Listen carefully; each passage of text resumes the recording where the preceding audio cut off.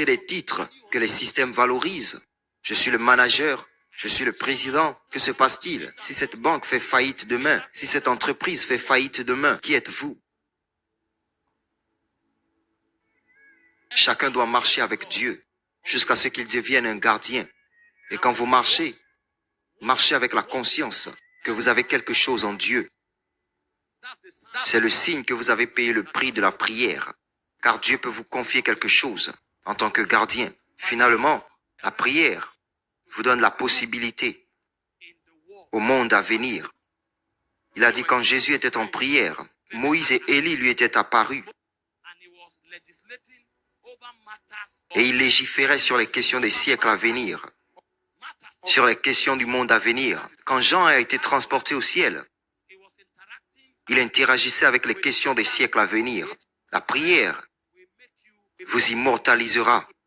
Parce que certaines des choses que vous attrapez sur l'autel et certaines des transactions que vous effectuez, même lorsque vous êtes parti depuis longtemps, ces transactions resteront. N'avez-vous pas lu à propos d'Abel? La Bible dit qu'alors qu'il était mort, la Bible dit que son sang criait depuis le sol. Le gars était devenu un immortel grâce à des interactions d'autel et des transactions sur l'autel de Dieu.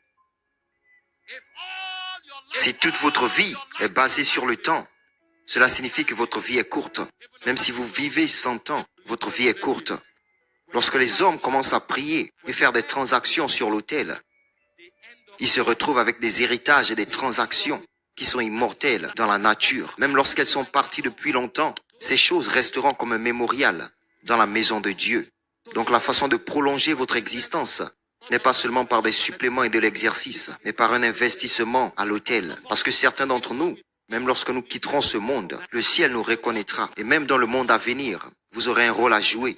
Pourquoi Moïse et Élie viendraient-ils et parleraient-ils à Jésus de ce qu'il ferait dans une génération qui serait plusieurs centaines d'années après eux? Parce que les hommes sur l'autel ne disparaissent pas. Ils restent pertinents avec Dieu pour l'éternité. Je ne sais pas quelles sont vos poursuites, mais si vous voulez être pertinent éternellement, la prière doit aller au fondement de votre existence. C'est le voyage de l'homme chrétien. C'est le voyage de la femme chrétienne qui grandit vers la maturité. Chaque autre chose trouve son expression à mesure que vous commencez à grandir. Et alors que vous écoutez cet enseignement, je veux juste vous montrer 3 responsabilités. Il y en a beaucoup, mais j'en choisis 3. 3 responsabilités qu'un chrétien authentique doit assumer, qui grandira et modèlera sa vie. Car il est facile de s'appeler chrétien, mais il faut la grâce pour vivre comme un. Tout le monde peut dire il est chrétien, mais pour vivre comme tel, nous avons besoin de beaucoup de grâce. Avant de demander la grâce, découvrons la vie et la responsabilité que Dieu attend de celui qui se dit chrétien. Numéro 1, c'est la prière. J'aime toujours commencer par la prière, parce que vous aurez du mal à vous tromper si vous commencez par la prière. Jésus a commencé par la prière et il a terminé sur la croix par la prière. Si vous commencez par la prière, il vous sera difficile d'échouer. Il vous sera difficile de le rater. Ainsi, lorsqu'un croyant commence à mûrir, et si vous trouvez un croyant qui est authentique, une chose que vous trouverez dans sa vie, c'est la prière. C'est pourquoi nous ne l'appelons plus des points de prière, nous l'appelons une vie de prière. Car lorsque vous êtes vraiment un chrétien, ce sera difficile de faire sans prière. Croyez-moi, trouvez n'importe quel homme qui n'a pas de vie de prière. Dans une très large mesure, son christianisme est faux. Parce que n'importe quoi peut le faire tomber.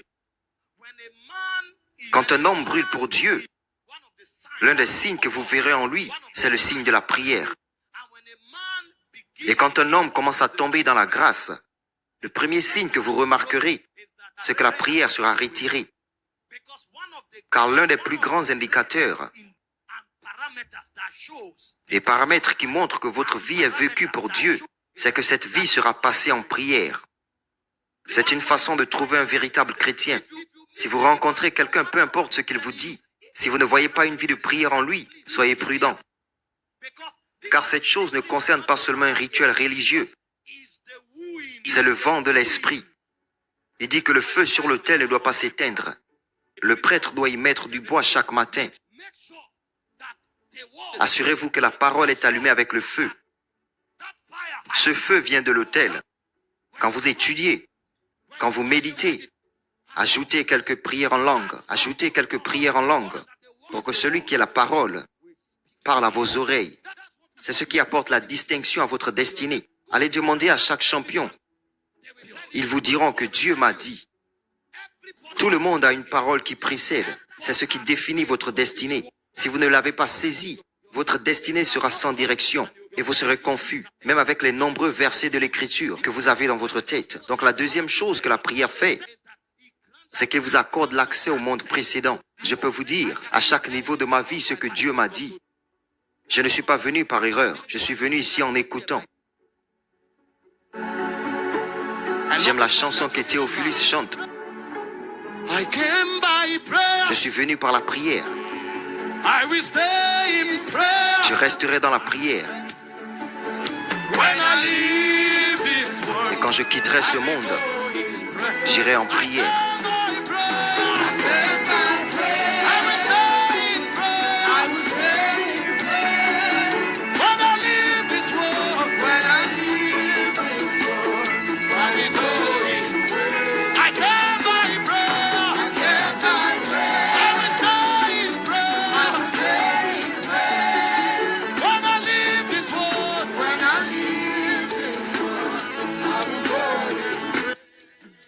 S'il vous plaît, écoutez-moi.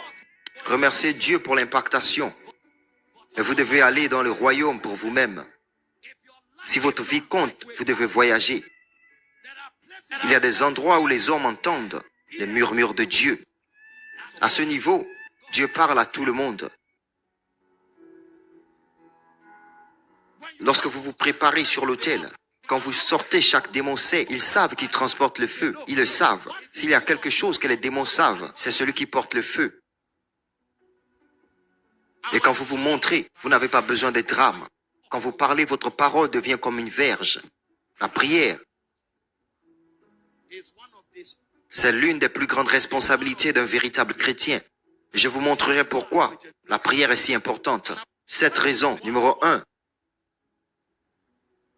Lorsque vous priez, vous exercez votre esprit afin que tous vos potentiels puissent s'exprimer. Chaque croyant est doté d'énormes potentiels. Nous tous qui écoutons ce message, nous avons le Saint-Esprit. Et donc par extinction, les 9 dons de l'Esprit peuvent se manifester à travers nous. Parce que lorsque nous parlons du don de l'Esprit, ce n'est pas que le Saint-Esprit vous donne la foi, vous donne ceci. Non, il se manifeste différemment. Les dons de l'Esprit s'appellent en fait le charisme du Saint-Esprit. Donc la façon dont vous trouvez un footballeur, un est ailier droit, l'autre est ailier gauche. Toutes ces choses sont du charisme. Donc la parole de connaissance, c'est le charisme de l'Esprit. La parole de sagesse, c'est le charisme de l'Esprit. Le don de guérison est le charisme de l'Esprit. Donc le Saint-Esprit coule à travers vous, selon à qui vous donnez de la permission. Le don n'est pas une guérison. Ce n'est pas une parole de connaissance. Le Saint-Esprit est le don. Mais les 9 dons sont piégés dans le Saint-Esprit. Et ils sont plus que 9. Donc vous qui écoutez ce message, vous avez la capacité de manifester tous les dons de l'Esprit. Numéro 2, vous avez une onction sur votre vie qui devrait vous faire faire de puissantes œuvres. Dans Actes chapitre 10, verset 38, comment Dieu a oint Jésus du Saint-Esprit et de la puissance. Dans Actes chapitre 1, verset 8, il est dit, vous aussi, dans peu de jours, vous serez oints du Saint-Esprit et de puissance. Donc c'est la même onction sur Jésus qui est sur votre vie. Et alors la foi de Jésus, c'est la même foi que vous avez. 2 Pierre chapitre 1 verset 1, il nous a parlé, il dit que nous avons comme une foi précieuse. Et dans Galates 2, 20, Paul dit que j'ai la foi du Fils de Dieu. Donc la foi que vous avez maintenant, c'est la foi de Jésus. Dans Romains chapitre 12 verset 3, il est dit, Dieu a donné à chacun d'entre nous la mesure de foi requise pour une destinée glorieuse. Et Dieu ne s'est pas arrêté là. Vous avez la vie de Jésus. La vie même qui a alimenté Jésus, c'est la vie que vous avez. 1 Jean chapitre 5 verset 11. Quiconque a le Fils a la vie. Et il dit ces choses que je vous ai écrites au verset 13, afin que vous sachiez que vous avez la vie éternelle. Ainsi vous avez la vie de Jésus. Vous avez la foi de Jésus. Vous avez l'onction de Jésus. Vous avez l'esprit de Jésus. Vous êtes trop chargé de potentiel. Le défi, c'est que vous n'êtes pas exercé. Vous attendez que 2, 3 personnes ont vendu des terres. Cela encouragera votre foi. Mais demandez-vous combien de personnes ont de terres qu'elles n'ont pas encore vendues. Vous entendez que 10 personnes, 20 personnes, 30 personnes sont guéries. Demandez-vous combien de personnes malades sont venues. Vous entendez que Dieu a ouvert une porte à 10 personnes, à 15 personnes. Demandez-vous combien de personnes sont dans l'obscurité. C'est pourquoi en plus de la prophétie, en plus de l'imposition des mains, allez chercher votre autel. Allez chercher votre autel pour que vous ne tombez pas dans la probabilité de ceux qui sont bénis, de ceux qui ne le sont pas. La seule façon d'insister pour que ce soit vous, c'est que vous devez mettre vos genoux à l'autel et d'y rester. Parce que si vous êtes à l'autel, Dieu apparaîtra. Il ne se réunira jamais. La plupart d'entre vous, allez chez les hommes de Dieu. Ma famille, personne n'est marié, personne ne prospère. Nous prierons. Et Dieu répondra à beaucoup. Mais il y en a beaucoup d'autres qui ne sont pas répondus. C'est pourquoi vous devez trouver votre autel.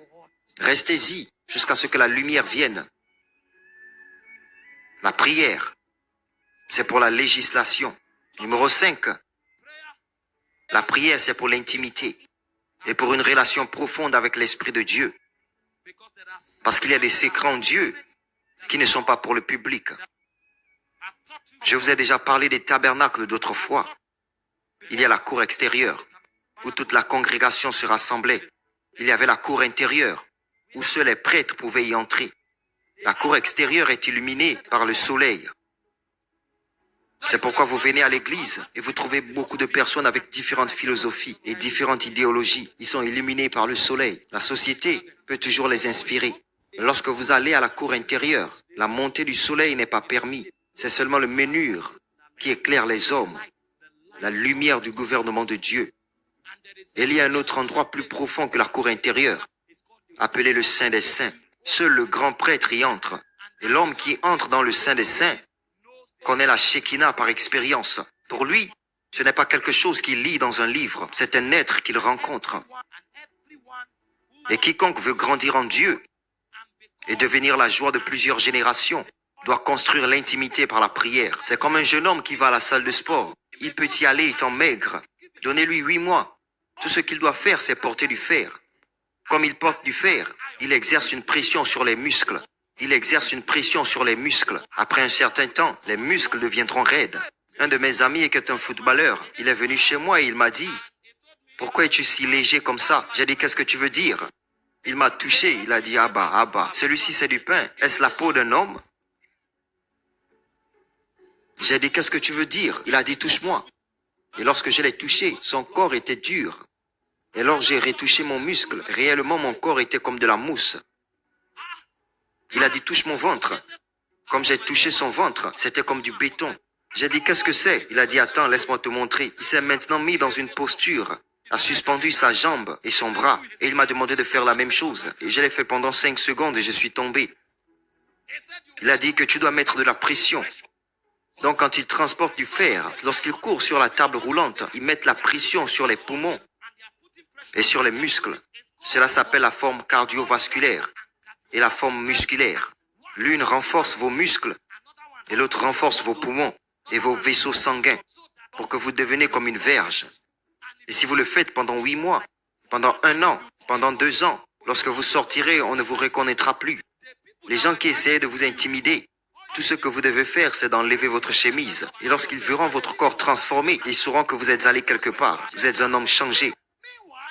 Cependant, tout ce potentiel était là. Mais il faudra soulever du fer pour mettre de la pression. Alors la Bible dit, dans 1 Timothée chapitre 4, verset 8, l'exercice de corps ne sert à rien, mais la piété sert davantage, car elle profite dans cette vie et dans la vie à venir. Et une des dimensions de la piété qui vous bâtit, dans Jude verset 20, il dit, édifiez-vous sur votre très sainte foi. Prions dans le Saint-Esprit. Quand un chrétien commence à prier, c'est comme s'il entrait dans une salle de gym. Vos sens spirituels vous avertissent. Continuez à appuyer, continuez. Après 3 mois, l'antenne sortira. Après 6 mois, vous commencerez à choisir des fréquences. Vous qui demandez comment Dieu parle aux hommes, personne ne vous le dira. Il ne le présente pas aux hommes.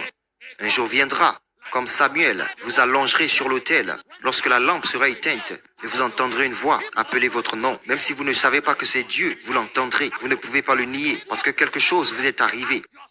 Votre potentiel et vos propensions spirituelles se sont éveillées. Bâtissez vous-même. Bâtissez vous-même sur votre sainte foi, priant dans le Saint-Esprit. C'est alors que vous saurez qu'il y a la faveur dans votre vie. C'est alors que vous saurez que vous aussi, vous pouvez avoir des visions. Laissez-moi vous montrer deux dimensions de force. Numéro 1, c'est le discernement. Dans Jérémie 33, verset 3, il dit « Invoquez-moi et je vous répondrai, mais je ne réponds pas seulement. Quand j'aurai fini de vous répondre, je vous emmènerai là où les choses sont montrées aux hommes. » Il dit que je vous montrerai les choses grandes et puissantes que vous ne connaissez pas. Alors quand un homme commence à prier, après un temps, la force qui vient de son esprit s'appelle discernement. Il commence à voir les choses dans l'esprit. C'est à ce moment-là que votre vie ne sera plus une question de chance et de hasard. Quand vous voudrez aller dans la mauvaise direction, vous saurez que c'est la mauvaise direction. Donc vous vous tournerez vers la bonne direction. La précision viendra à vous. Les gens diront, comment le savais-tu? Je ne sais pas comment je le sais, mais mon esprit sait. Passez du temps à prier. Il y a trop de potentiel dormant. C'est pourquoi il dit, réveillez-vous, réveillez-vous, toi qui dors. Il dit, et Christ vous donnera de la lumière. Réveillez-vous de votre sommeil. Trop de gens somnolent dans leur destinée.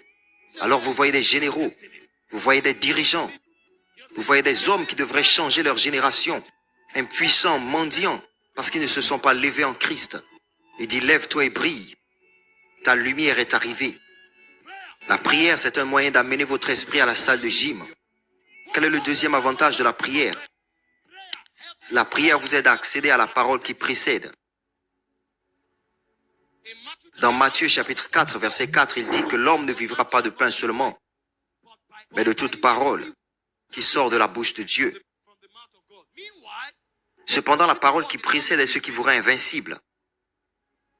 Ne faites pas d'erreur de pensée. Si vous avez la Genèse et l'Apocalypse dans votre tête, vous serez sage. Allez rencontrer des théologiens. Vous verrez à quel point ils sont terriblement confus. Jésus a rencontré les pharisiens. Ils disent que tu as cité une écriture parce que tu penses qu'en elle, tu trouves la vie éternelle. Il dit, mais il parle de moi. Donc vous pouvez lire toute une écriture et ne pas trouver Jésus jusqu'à ce que la parole qui précède parvienne à vous. C'est ainsi que ce verset aura un sens. C'est ainsi que ce chapitre aura un sens. Lorsque vous avez fini de prier, fini de lire, fini d'étudier et de méditer, vous devez ajouter la prière. Lorsque vous ajoutez la prière, ce que la prière fait, c'est qu'elle vous donne accès à l'origine des Écritures. C'est pourquoi 2 Pierre, chapitre 1, verset 20, sachez cela en premier, aucune prophétie de l'Écriture n'est un objet d'interprétation privée. Il dit aux hommes saints, ils parlaient comme s'ils étaient transportés par l'Esprit de Dieu. Ces hommes ont été transportés. Ils sont arrivés à un point de leur voyage, là où la vie habite. Alors ils ont compris les Écritures, parce qu'ils y accédèrent dans l'Esprit. C'était Jean qui parlait. Dans Apocalypse chapitre 1 verset 9 à 10, il dit, moi Jean, je suis ton frère dans la tribulation. Il dit que j'étais sur l'île appelée Patmos et j'étais dans l'esprit au jour du Seigneur. Et il dit, soudainement, j'ai entendu un son comme celui d'une trompette. Le gars avait lu la Bible, mais maintenant il avait besoin d'interagir avec la parole vivante. J'étais dans l'esprit au jour du Seigneur et j'ai entendu un son comme celui des trompettes. Il dit, lorsque je me suis retourné, il se dirigeait vers l'endroit d'où venaient les Écritures. Il dit, j'ai vu 7 agneaux d'or se tenir debout. Et il dit, au milieu d'eux, j'en ai vu un qui marchait. Même le Jésus qu'il a lu dans les Écritures, il a maintenant rencontré dans la gloire. Il ne le connaissait plus. Parce que maintenant, ce qu'il lisait, ce n'est pas le Logos. Il a été emmené à interagir avec la parole vivante. Et Jésus a dû se présenter à nouveau. Je suis Alpha, Oméga. Je suis celui qui était, celui qui est et celui qui viendra. Je suis celui qui était mort. Mais maintenant, je vis pour toujours. Et Jésus a commencé à lui expliquer le mystère des 7 étoiles. Voici le mystère des 7 chandeliers. C'est là que la parole qui précède a commencé à venir. C'est à ce moment-là que vous devenez sage. C'est à ce moment-là que vous devenez puissant. C'est pourquoi il ne suffit pas de vous charger de logos. Étouffez la prière avec la parole. Car lorsque vous priez, il ne répond pas seulement. Il vous montre des choses grandes et puissantes que vous ne connaissez pas. Donc la prière bâtit le discernement. La deuxième chose que la prière fait, c'est que la prière charge votre esprit. La prière dynamise votre esprit. Il y a une chose appelée l'agitement du Saint-Esprit. Parfois, je suis invité à prêcher. Et je sais que je suis fatigué. Et je sais que j'ai besoin d'une grande sagesse pour opérer. Je lis la Bible, je feuillette ce livre à ce livre, je tourne vers l'autre livre. Rien ne vient. Je m'enferme simplement. Et je charge mon esprit. 1 heure, 2 heures, 3 heures, 4 heures. Et ensuite je me lève, je vais à la réunion. Je n'ai rien entendu, mais j'ai prié. Il y a du voltage maintenant. Parfois, quand vous montez l'autel, au moment où vous prenez le microphone, vous entendrez maintenant, nous ne voyons pas les signes. Une murmure viendra, et pendant que vous attrapez cette murmure, même la parole viendra à vous. Vous qui ne saviez pas quoi dire, tout d'un coup, vous devenez comme un lion. Vos ailes viennent à vous, et vous commencez à planer même sur la personne la plus savante. Et ils vous demanderont, comment saviez-vous cette chose? Je ne sais pas, je suis simplement agité. C'est la force. Et cette agitation, c'est ce qui vous portera pendant plusieurs jours. Ceux d'entre vous qui comprennent l'anglais, regardez les figures de style. Regardez les expressions idiomatiques. Voyez les choses que les gars faisaient. Il appelait Seigneur, il appelait berger, il appelait restaurateur d'âme, il appelait son protecteur, il appelait son oint. Pourquoi recevez-vous ces inspirations? Parce que votre nom est comme l'onction répandue. Pour que vous ne répondez pas avec un éloge funèbre. Pour que vous répondez avec la prière. Pas étonnant que l'apôtre ait dit dans Actes chapitre 6 verset 4, nous ne pouvons rien faire d'autre. La prière nous a endommagés quand nous avons rencontré ce Dieu. Quelque chose a pris vie à l'intérieur de nous. Donc même lorsque nous sommes au marché, nos pensées sont sur lui. Lorsque nous sommes au travail, nos pensées sont sur lui. Alors ils disent que la seule chose que nous pouvons faire, c'est de nous donner à la prière et au ministère de la parole. Nous sommes ivres avec ce Dieu. En fait, un point est venu où Paul a dit à l'église à Thessalonique, dans 1 Thessaloniciens chapitre 5, versets 1 à 17, il dit « Priez sans cesse ». Cette chose n'est pas une question de temps de prière, c'est une rivière qui coule, sans fin. Parce que parfois, vous arrêtez de prier sur vos lèvres, votre cœur prend le dessus. Vous pensiez avoir quitté l'autel de prière. Vous avez prié pour 10 heures, alors que vous fermez maintenant votre bouche. Votre cœur continue à prier. Vous l'écoutez jusqu'à ce que cela devienne trop fort, et vous devez encore ajouter votre voix. Et lorsque vous vous arrêtez, votre cœur prend le dessus. Et parfois, quand vous finissez de parler, le cœur continue à prier en langue. Vous savez, les gars hébreux, ils ne lisent pas les psaumes, ils les chantent. Parce qu'ils savent qu'il y a des paroles d'intimité. Ils ne lisent pas. Un homme se réveille un matin, et comme il se lève de son lit, le Seigneur est ma lumière et mon salut. De qui aurais-je peur? Le Seigneur est la lumière de ma vie. De qui devrais-je avoir peur? Et il continue à parler, et il continue à parler. Il se réveille un autre jour. Il dit, celui qui habite dans le lieu secret du Très-Haut demeure à l'ombre du Tout-Puissant. Et il verra son Dieu, mon refuge et ma forteresse, mon Dieu en qui me confierai-je?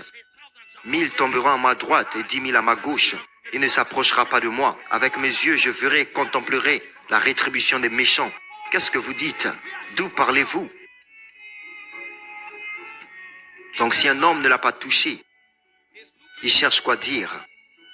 Mais si vous touchez Dieu, lui-même devient votre inspiration. Il coule hors de vous. Il coule. C'est pourquoi vous avez besoin de la grâce pour être un véritable chrétien. Ce n'est pas quelque chose que vous faites mécaniquement ou que vous essayez de créer une impression. Demandez à ceux qui prient, ils vous diront que c'est une vie, c'est une parole, c'est un royaume, c'est une rivière. Pendant que vous priez, un moment viendra, la prière prendra le dessus. Et vous priez, mais vous découvrez que vous êtes en train de nager sur la prière. Parce que quand vous priez pendant un moment, la prière commencera à vous prier elle-même. Et donc la deuxième chose que la prière fait, c'est qu'elle vous donne accès à la parole qui précède. La troisième chose que la prière fait pour vous, c'est que la prière engendre la transformation et la transfiguration. Comment pouvez-vous imaginer que les pharisiens, connaissant littéralement chaque verset de la parole, et pourtant ils étaient pleins de chair et de malice, parce qu'ils n'ont pas interagi avec celui qu'ils étudiaient. Lorsque vous commencez à prier, la transformation et la transfiguration commencent à avoir lieu. Et Jésus nous a révélé certaines de ces choses, afin que nous puissions modeler nos vies. Et pour ceux d'entre vous qui prient, Apprenez ces choses afin que vous sachiez sur quoi vous concentrer lorsque vous priez. Lorsque vous priez, votre objectif est de renforcer vos capacités et non de créer une impression. 1 million de personnes applaudiront pour vous. Cela ne signifie pas que vous êtes à la hauteur de quoi que ce soit. Ne gaspillez pas votre existence. La prière, c'est d'engendrer la capacité.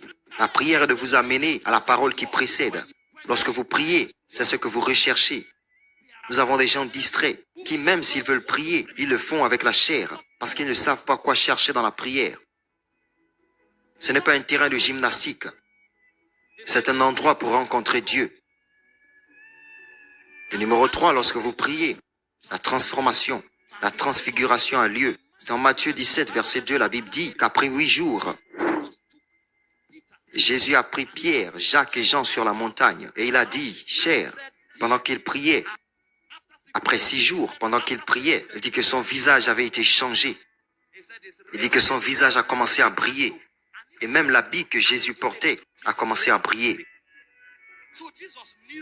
Jésus connaissait donc la technologie organique de la transformation, selon laquelle lorsqu'un homme commence à prier, les choses commencent à se produire. Et c'était dans ce dernier verset de l'Écriture que nous avons vu pourquoi la transfiguration avait lieu. Parce que lorsque vous commencez à prier, vous commencez à contempler. Et tout royaume et tout être que vous contemplez, vous êtes transformé en ce royaume ou cet être. Parce que la Bible dit que Moïse et Élie apparurent devant lui. Il a dû donc prendre sa forme de gloire afin de communiquer à ce niveau. Il a dit ce à quoi nous ressemblerons n'apparaît pas encore, mais lorsque nous le verrons, nous serons comme lui. C'est pourquoi 2 Corinthiens chapitre 3 verset 18 dit que nous avec des visages ouverts. Pourquoi avec des visages ouverts? Parce que nous nous sommes détournés de la loi, nous avons accepté l'évangile. Il dit nous contemplerons. Contempler, c'est l'acte de la prière. Où vous calmez votre esprit afin que vous puissiez voir ce que Dieu dit, afin que vous puissiez voir où Dieu va. L'évangile a enlevé le voile, mais la prière vous aidera à contempler. C'est comme le mystère d'une lentille convergente. Ceux d'entre vous qui sont des étudiants en physique, lorsque vous portez une lentille et que vous l'ajustez, elle atteint un point de focalisation où le rayon du soleil converge vers la lumière.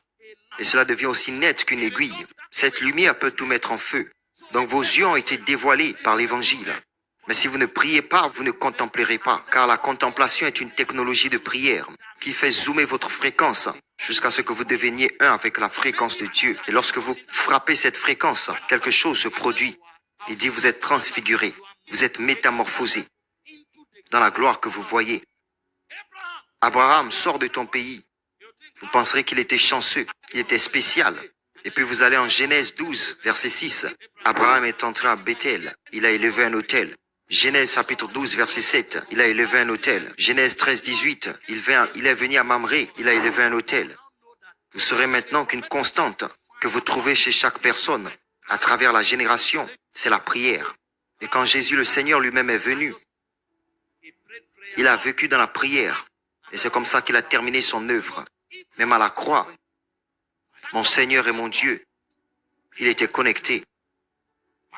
Mon Seigneur et mon Dieu, à chaque phase, la prière. Le Saint-Esprit est venu l'annoncer. Voici mon fils bien-aimé. Et vous penserez qu'il a rapporté un nouveau costume. N'étais-tu pas là au Jourdain? J'étais celui dont ils ont parlé. Non, il est allé dans le désert, 40 jours, prière et jeûne. Il est venu à la synagogue et il a continué à prier. Il partira à une croisade. Vous penserez qu'il va dormir, mais il priait. Jésus se retirait des croisades et allait directement à la prière. Et il priait jusqu'au matin. Et vous vous demandez, qu'est-ce qu'il y a dans cette chose que vous faites? C'est là que se trouve la vie du croyant. C'est sur l'autel. Dieu le cachera là. Beaucoup de bavards, mais peu de gens prient. C'est pourquoi il n'y a rien à montrer. Quand je suis allé au camp de rédemption, j'ai dit ok, j'ai juste 2 séances. Si je finis, je verrai le serviteur de Dieu et je partirai. Ils m'ont dit que le serviteur de Dieu venait d'atterrir à Israël et qu'il ne sortirait pas avant le jour où il prêcherait. Savez-vous où il est allé? Il est directement allé prier.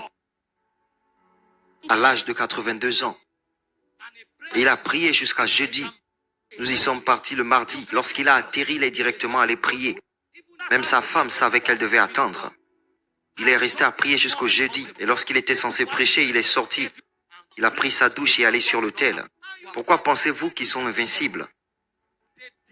La tromperie de notre génération, C'est de vous faire penser que parce que vous êtes dans une église de puissance, votre vie ira de l'avant. C'est de vous faire penser que parce que vous êtes dans une église prophétique, vous aurez une direction. Écoutez, les apôtres, les prophètes, les pasteurs peuvent faire beaucoup. Mais face aux défis, les défis dominants, temps est si peu. Qu'est-ce qui se passe? 50 000 personnes se rassemblent et vous verrez 200 personnes sortir. Et ils crient, Dieu m'a touché. Merci mon Dieu, c'est un geste puissant de Dieu. Mais qu'est-ce que 200 parmi 50 000? Connaissez-vous cette probabilité? C'est très insignifiante. C'est pourquoi quand nous remercions Dieu pour ce qu'il a fait, vous devez insister. Je dois voyager avec Dieu. C'est ce voyage qu'a fait le psalmiste. Et il a dit, le Seigneur est mon berger. Je ne sais pas pour Israël. Nous sommes tous ecclésias. Mais pour moi, le Seigneur est mon berger. Donc lorsque vous voyez une génération sans Dieu, en grande partie, c'est parce que la prière a été supprimée. Il y en a peu qui contemplent la gloire de Dieu.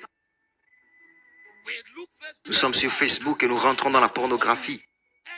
Nous faisons toutes choses de pratique athée et nous nous demandons pourquoi nous luttons avec la masturbation. C'est ce que vous contemplez. Pourquoi je lutte avec l'immoralité? C'est ce que vous regardez. C'est la loi de Google. Vous n'êtes pas différent de ce que vous entendez et voyez. Alors ce que vous devez faire, c'est de censurer votre atmosphère par la prière. Et lorsque vous le faites, le royaume vous couvre. Vous ne pouvez que vivre comme le royaume. Ce n'est pas tout le monde qui lutte. Tous ceux qui sont en difficulté parce qu'ils voient et entendent la mauvaise chose. Mais pour ceux qui ont décidé de vivre en contemplant la gloire de Dieu, chaque jour un nouveau niveau de gloire sort d'eux. Car si vous priez, vous verrez. Jérémie 33, verset 3, il dit, demandez, invoquez-moi et je vous répondrai. Et je vous montrerai. Vous ne pouvez pas prier et ne pas voir.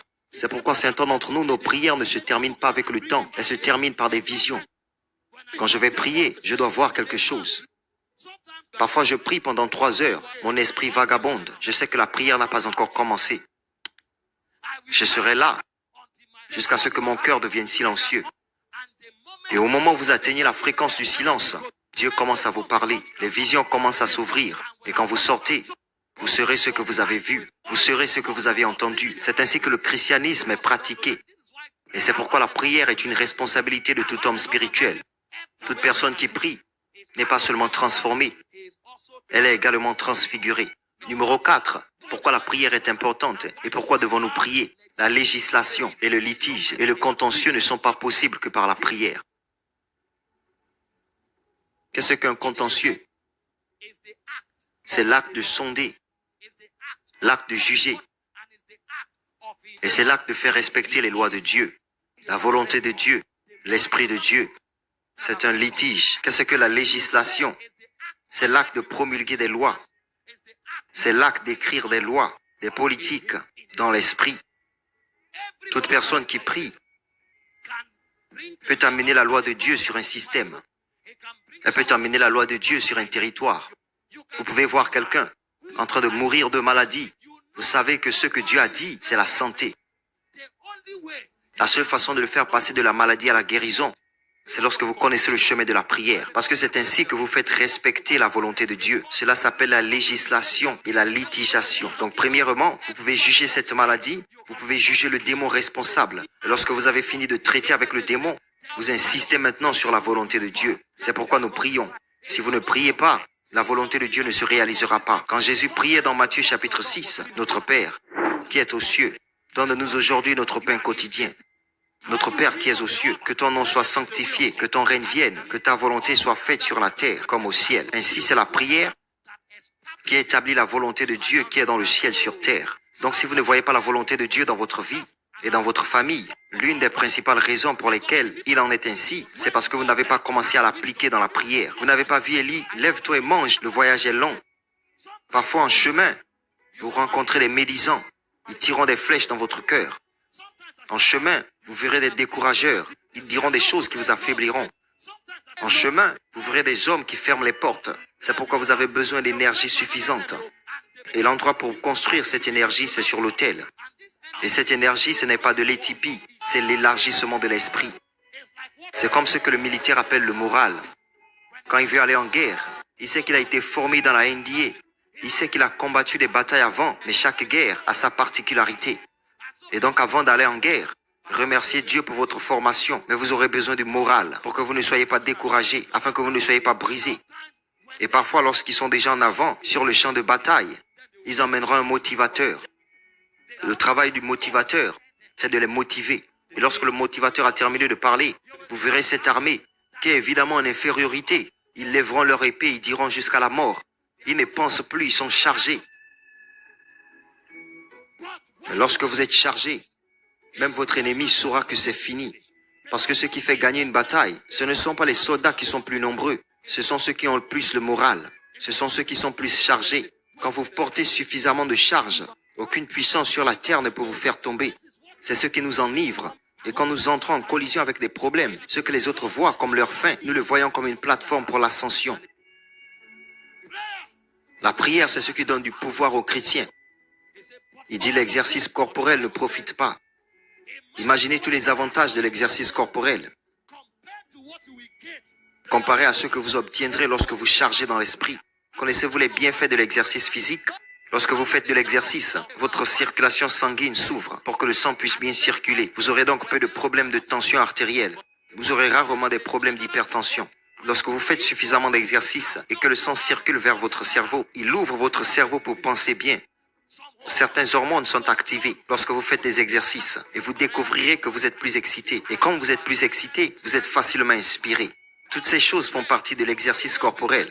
Comme si cela ne suffisait pas, lorsque vous faites de l'exercice, quand le sang circule normalement, il brise toutes les tendances de tumeur. Vous avez donc rarement des problèmes de cancer et tout type de tumeur, car cela nettoie votre corps. Pendant que vous faites de l'exercice, vos muscles sont développés. Vous êtes en meilleure forme physique. Tous les problèmes de maux de dos et de cou, vous ne les ressentirez pas, même lorsque vous avez 80 ans. Vous serez fort à 80 ans. Mais la Bible dit que toutes ces choses réunies est peu. Et vous êtes là, vous pleurez, vous dites « je suis vaincu ». Non, vous n'êtes pas vaincu, vous ne faites pas d'exercice. Va à la salle de sport de l'esprit. Portez 10 heures de prière pendant 2 mois, 5 heures pendant 6 mois, 17 heures de prière pendant 10 mois. Et voyez ce qui vous arrive. Les choses que vous appelez défis, vous vous réveillerez, elles auront disparu. Je vous le dis, la plupart des batailles que j'ai combattues, je n'avais pas besoin de me battre. Quand je me cuisine, si je sors, c'est là que j'ai su que les démons ont de l'intelligence. Ils savent qui combattre, parce qu'ils n'ont pas assez de ressources à gaspiller. Lorsqu'ils savent que vous êtes chargé en esprit, ils fuient. Et lorsque vous vous présentez, au moment où ils apparaissent, la colère sainte à laquelle vous répondrez, ils sauront que vous êtes fort. N'avez-vous pas vu ce qui est arrivé à Jésus? Après avoir jeûné et prié pendant 3 jours, le diable est venu pour lui faire tomber. Quand il a essayé. Et la 3e fois, Jésus a dit, éloigne-toi de moi. Il y avait le feu dans l'esprit. Le diable s'est enfui. Pendant ce temps, vous avez un démon qui traîne depuis 10 ans et qui fait des bêtises. Vous n'êtes pas chargé en esprit. Allez vous charger en esprit. Et vous verrez ce que deviendra votre vie. Le téléphone que vous avez peut tout faire. Il peut fournir un service internet. Il peut passer des appels. Mais lorsque la batterie est morte, tout s'éteint. Au moment où le téléphone est chargé, le tactile peut fonctionner. Le noyau peut fonctionner. Donc tout le potentiel du téléphone était lié à sa charge. C'est pourquoi la plupart d'entre nous qui écoutent ce message devraient changer notre monde. Mais nous ne connaissons pas le lieu de l'autel. Écoutez, lorsque vous terminez d'écouter ce message, dites vous-même, j'ai eu assez des gens qui m'ont imposé les mains, j'ai eu assez d'huile d'onction sur ma vie, laisse-moi aller sur l'autel de prière où les hommes se préparent. Même Jésus a dû trouver un autel de prière. Et si vous allez à l'autel de prière, croyez-moi, vous ne le regretterez pas. Je vous ai déjà cité Psaume 91. Voyez ce que dit la Bible. Je vais vous montrer comment Dieu devient un Dieu personnel et non un Dieu de congrégation. Il est dit que celui qui demeure dans le lieu secret du Très-Haut demeure à l'ombre du Tout-Puissant. Parce que c'est un voyage pour chaque individu. Ce n'est pas nous, ce n'est pas eux. Celui qui demeure dans le lieu secret. Et voyez le verset 2. Il n'a pas dit « ils diront ». Il dit « je dirai du Seigneur ». Le Seigneur est le Seigneur de tout le monde, mais tout le monde n'a peut-être pas l'autorité de le dire. Je dirai du Seigneur qu'il est mon refuge. Il n'a pas dit il est notre refuge. C'est pourquoi 10 000 personnes peuvent être dans l'église. Une seule personne n'a jamais vu une affliction, mais tu en vois 100 autres. Parce que ce n'est pas Dieu est notre refuge. Je dirai, Dieu est mon refuge. Et ensuite il va plus loin, et ma forteresse, c'est celui qui m'a époustouflé. mon Dieu. En lui, j'aurai confiance. Quand vous commencez à marcher avec Dieu, il n'est plus le Dieu d'Abraham. Il n'est plus le Dieu d'Isaac. Il n'est plus le Dieu de Jacob. Il n'est plus le Dieu de l'apôtre Michael Rockpo. Il devient mon Dieu. Alors vous ne faites plus confiance au Dieu d'Abraham. Vous ne faites plus simplement confiance au Dieu d'Isaac. Vous pouvez maintenant dire mon Dieu. En lui, j'ai confiance. Et parce qu'il est devenu votre Dieu, vous pouvez définir les différentes dimensions de sa fidélité. Vous pouvez savoir que cette entreprise ne peut pas s'effondrer. Pas seulement parce que j'ai cité le verset d'une écriture, parce que j'ai vu mon Dieu montrer tellement de fidélité. Donc je sais que cette affaire ne peut pas s'effondrer. C'est le voyage de l'intimité. Celui-ci n'est pas pour une congrégation, c'est pour chaque individu. Si vous arrivez à ce point où Dieu peut devenir mon Dieu, alors vous devez être prêt à voyager dans le lieu de la prière. Je vous le dis, vous regardez certaines personnes et vous dites qu'elles ont de la chance. Qui a de la chance? Personne n'a de la chance. Pensez-vous que le diable connaît quelque chose comme la chance? Qui parle de chance? Le diable nous veut tous morts. Il dit le diable ne vient que pour tuer, pour voler et pour détruire. C'est le plan du diable. Il dit que le diable rôde comme un lion rugissant, cherchant qui dévorer. La raison pour laquelle certains d'entre nous sont toujours debout, c'est parce qu'il a essayé, mais il ne pouvait pas. Nous connaissons le lieu de la prière. Quand nous voyons quelque chose qui n'est pas conforme à la volonté de Dieu, nous savons quoi faire à ce sujet. Parfois, vous vous enfermez pour 3 jours. Vous insistez que cette pauvreté doit prendre fin. Vous insistez que cette maladie doit finir. Vous insistez que cet embargo sur cette famille doit s'arrêter. C'est quand vous gagnez sur l'autel que vous gagnez dans le naturel. Donc pour nous, la prière n'est pas un drame. La prière n'est pas caricaturale. La prière est une façon de changer les choses. Et je peux vous dire combien de choses ont changé dans ma famille. Toutes mes sœurs aînées étaient dans leur trentaine. 32, 34 ans. Belles femmes élégantes. Personne ne les regardait. Quelle est la signification de ceci?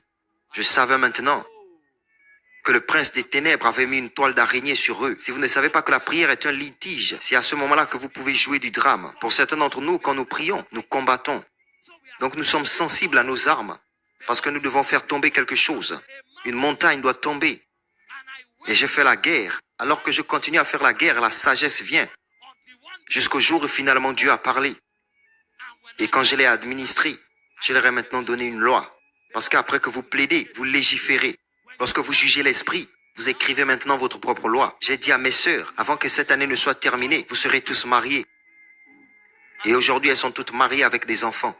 Imaginez si j'avais attendu. Et je dis, si Dieu le veut, il le fera.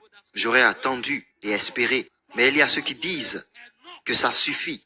Il y a ceux qui disent non au diable. Mais la façon de dire non n'est pas de bluffer, c'est de prier.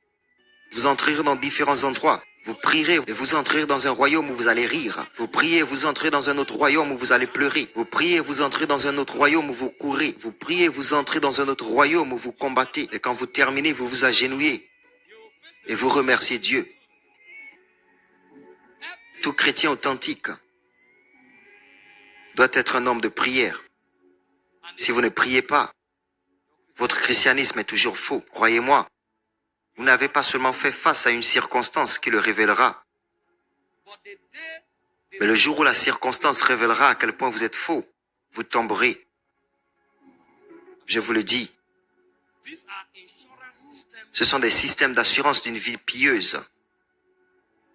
La façon dont la vie de Dieu fonctionne en vous consiste à ventiler la prière. Et vous ne pouvez que prier. Vérifiez les Écritures, de la Genèse à l'Apocalypse. Tous ceux qui ont défendu Dieu étaient des hommes de prière. Il dit depuis le jour d'Enoch, les hommes ont commencé à invoquer le nom du Seigneur. Genèse chapitre 4, verset 26. Et cela a continué. Noé a trouvé grâce auprès de Dieu. Et vous pensiez qu'il avait de la chance. Et vous arrivez maintenant dans Genèse chapitre 8, verset 20 à 22. Il dit que Noé a bâti un autel. Dans Actes des Apôtres chapitre 3, lorsque Pierre et Jean sont venus au temple, la Bible dit que l'homme infirme était assis à la porte. Et quand il les vit, il les supplia de lui donner quelque chose. Et Pierre fit une déclaration. Il dit, regarde-nous. Il y a un endroit où c'est nous. Mais il y a un endroit où cela doit être moi. Et savez-vous ce qu'il a dit? Je n'ai ni argent ni or. Il n'a pas dit nous n'en avons pas. Il a dit je n'ai ni argent ni or. Mais il a dit, j'ai quelque chose que Dieu m'a donné. Je n'ai ni argent ni or. Jean sait ce qu'il a. Mais moi, j'ai quelque chose que j'ai. Et il a dit au nom de Jésus, lève-toi et marche. Et il a aidé l'homme à se lever et la force est entrée en lui. Parce qu'il avait quelque chose qu'il avait. N'avez-vous pas lu dans Actes chapitre 5 verset 15? Ils sortirent tous de la prière. Mais la Bible dit l'ombre de Pierre. La Bible ne dit pas l'ombre des apôtres. Il y avait au moins 12 apôtres. Et la Bible n'a pas dit que seul Pierre est sorti. Il a dit quand le temps de la prière était terminé, tout le monde est sorti de la prière. Les malades étaient couchés sur les lits, dans la rue.